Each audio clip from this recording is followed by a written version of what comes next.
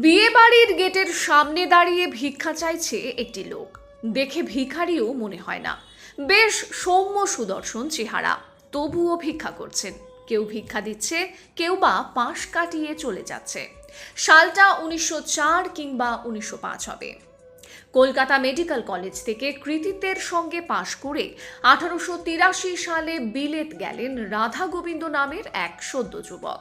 সেখান থেকে এমআরসিপি হয়ে দেশে ফিরলেন। তারপর দেশে ফিরে প্র্যাকটিস শুরু করলেন। আর এক গরিবের ভগবান, রোগীর ওষুধ কেনার পয়সা নেই, ফি তো নিলেনই না, ওষুধের টাকাও দিলেন। এলো কলকাতায় সেই ভয়ঙ্কর প্লেগ মহামারী। প্রচুর মানুষ প্রতিদিন মারা যেতে লাগলো। সব ভয় তুচ্ছ করে উত্তর কলকাতায় সারাদিন অক্লান্ত পরিশ্রম করে চলেছেন এক ডাক্তার, রোগীর পরিবারকে সচেতন করছেন। এ কাজে সঙ্গী আর একজন মহিয়সী নারী, তিনি হলেন সিস্টার নিবেদিতা।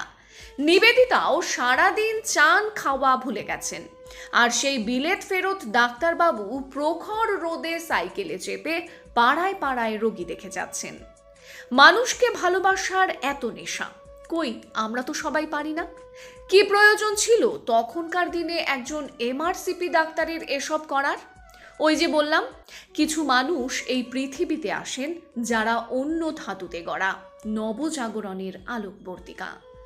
তখন কলকাতা মেডিকেল কলেজ হয়েছে, সেখানে ইউরোপীয় মানুষদেরই দাপট, নেটিভদের ভালো চিকিৎসা করা হয় না।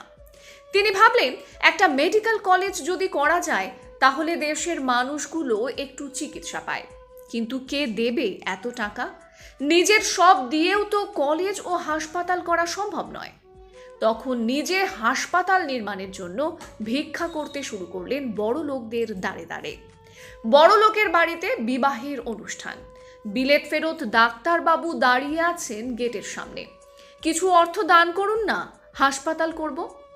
চেনে না কেউ ডাক্তারকে, কপালে হাত ঠেকিয়ে যত সব 420-র দল, হাসপাতাল করবে। হয়তো এসব বলতে বলতে বিয়ে বাড়ির ভেতরে চলে যাচ্ছে।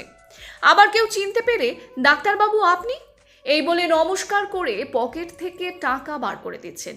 এইভাবে নানাভাবে তিনি হাসপাতালের জন্য টাকা তুলতে লাগলেন। অবশেষে একদিন স্বপ্ন সফল হলো। বেলগাছিয়ায় ভারতবর্ষে প্রথম বেসরকারি আলবার্ট ভিক্টর কলেজ ও হাসপাতাল প্রতিষ্ঠা করলেন। সে এক বিস্ময়।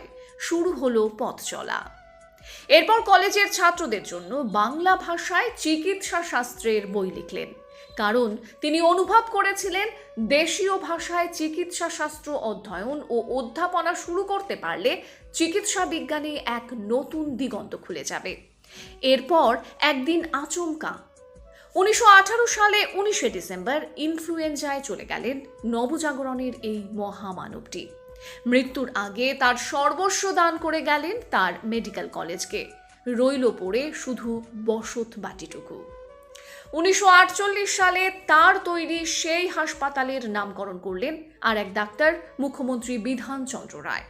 হাসপাতালটির নাম হলো আজকের আরজি কর মেডিকেল কলেজ।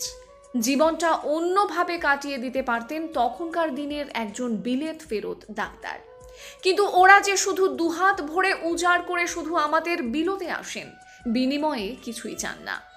আজ সেই হাসপাতাল কলুষিত, কলঙ্কিত, যা কোনোদিন মুছে যাওয়ার নয়।